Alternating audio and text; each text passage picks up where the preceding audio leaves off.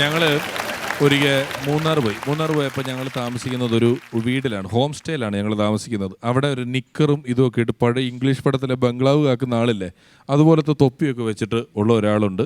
അയാളുടെ ഹോം സ്റ്റേയിലാണ് ഞങ്ങൾ താമസിക്കുന്നത്.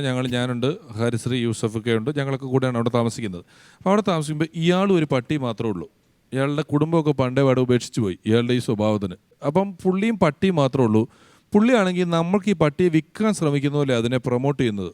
നമ്മൾ ചെല്ലുമ്പോൾ തൊണ്ട് excuse me, stop there, Tony go, ഭയങ്കര ഞാൻ ഇത്രയും അനുസരണ പട്ടി മാറി നിൽക്കും. നമ്മൾ കയറിക്കുമ്പോൾ ഓക്കെ ഗോ, പട്ടി അങ്ങോട്ട് ഓടും.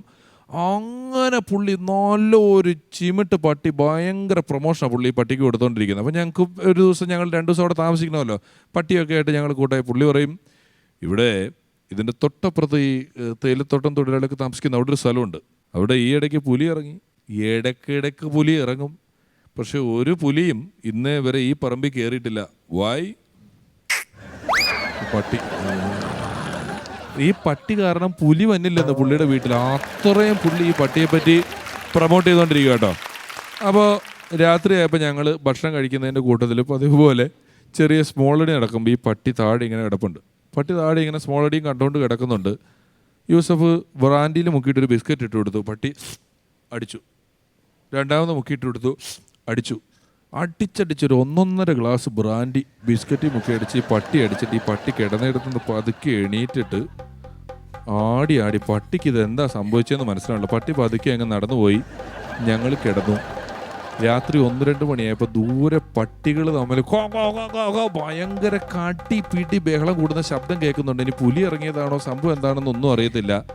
പിറ്റേന്ന് രാവിലെ എണീറ്റ് ബ്രേക്ക്ഫാസ്റ്റിന് ഞങ്ങൾ ഇഡ്ഡലി കഴിക്കാൻ ചെന്നപ്പം ഈ പട്ടി അവിടെ കിടപ്പുണ്ട്. ചെവി കീറിയിട്ടുണ്ട്, ഇവിടെ മാന്തപ്പെട്ടിട്ടുണ്ട്, ഇവിടെ ഒരു മുറിവുണ്ട്. മൊത്തത്തിൽ പട്ടിക്ക് വയ്യാണ്ട് കിടക്കുക. സംഭവിച്ചത് എന്നാ വെച്ചാൽ ഈ അടിച്ചതിൻ്റെ വാറിന് ഇതുവരെ ഈ ഗേറ്റ് വിട്ട് പുറത്തു പോയിട്ടില്ലാത്ത പട്ടി മതിലും ചാടി അപ്പുറത്തൊരു ചേരി ഒഴിപ്പിക്കാൻ പോയി.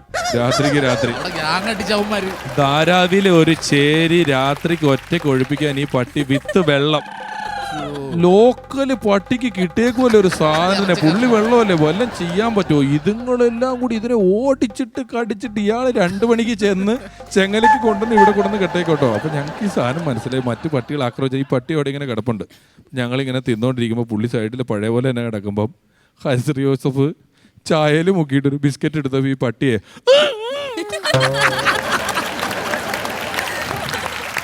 വേണ്ടെന്ന്, ഇനി ആ സാധനം തരരുത്.